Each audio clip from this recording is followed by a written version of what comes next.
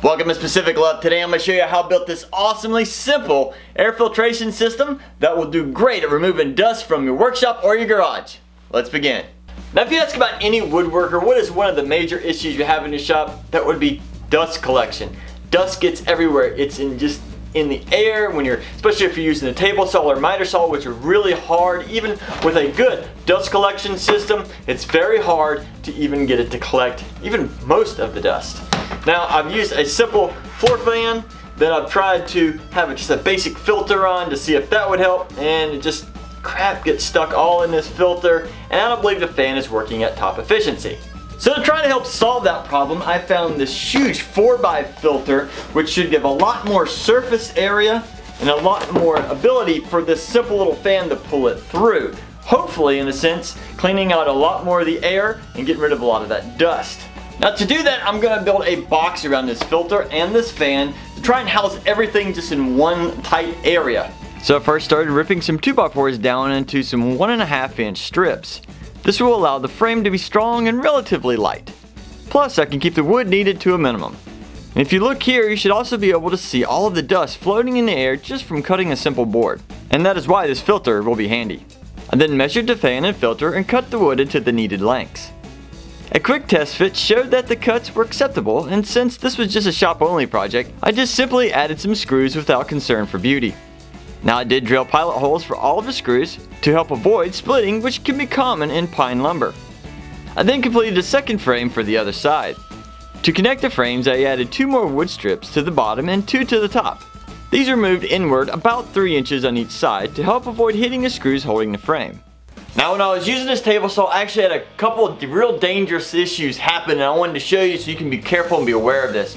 First off, when I was trying to rip down one of the 2x4s, 2 of the pieces actually tried to bind together and push together and actually squeeze real tightly on the blade and try to kick back on me. Well, I tried to keep going and keep forcing it, and then of course the amperage pulling from the motor pulled too much and I just lost complete power. I was very fortunate that nothing actually kicked back and came back on me, so be careful when you're trying to rip any 2x4s.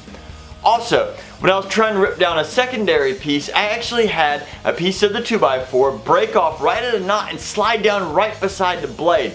Now this could have been catastrophic itself too, because it could have easily kicked back or caused some other major damage which could have hurt me. So be very careful whenever you're using a table saw, that real dangerous things can happen, so always be as safe as possible. Once the frame was secure, I grabbed the fans and filter for a test fit, and they slid in well.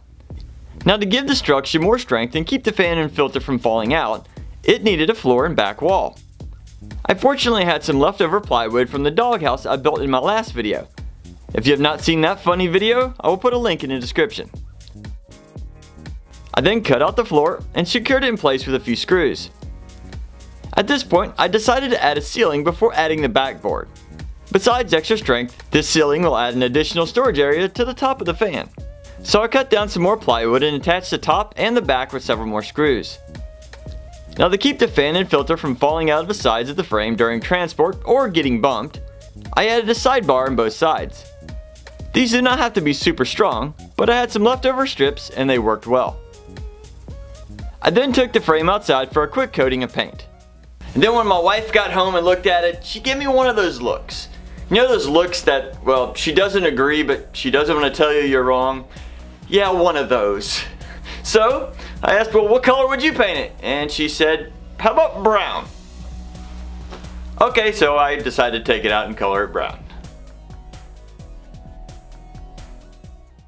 Now I did discover something actually pretty cool about first painting this orange and then painting it brown. It may be hard to tell in the video, but it turned out almost a cherry type color, which is a really cool hack. So if you ever need to make a cherry type color and all you happen to have is orange and brown, do a nice thick layer of orange and then just a light coating of brown and it should come out pretty cool. Now to help with the filtration, I wanted a way to help prevent the large particles from reaching the filter. So I grabbed some old window screen. This stuff is easily cut with basic scissors, but strong enough to keep small fragments from passing through. So I measured out the size, weaved it around the side support, and stapled it to the inside of the frame to keep the exterior looking uniform. Now to keep the fan and filter from falling out of the front of the frame, I decided to add a small bungee cord. So I tapped in a couple nails on the back sides of the front supports and the cord could be attached or removed easily. Now that we have this whole setup ready, I took the plastic off the filter and we're going to give it the ultimate test. Oh yeah, that's moving a lot of air. Now that we know this works, we have easy access to change the filters. Well, I don't know exactly where I'm gonna put this. That is the big question. So I could easily put this on the floor. I could hang it from the wall, maybe with some French cleats, or hang it from the ceiling with some hooks, or maybe some hinges so it can hinge back and forth and hang and wherever I'd like. And you can put this wherever you'd like thanks to the heavy duty frame. And it's pretty lightweight because it is just simple 2x4s that I have cut down into 1.5 inch strips. And so it is really up to you. So, if you have a great idea of where to put this, or where to hang this, or wherever you think I should do it, please put a comment down below and tell me what you think. Now, if you enjoyed this project, make sure you also click the like button. I also have some videos right over here that you might like, so make sure you check those out. Otherwise, have fun building.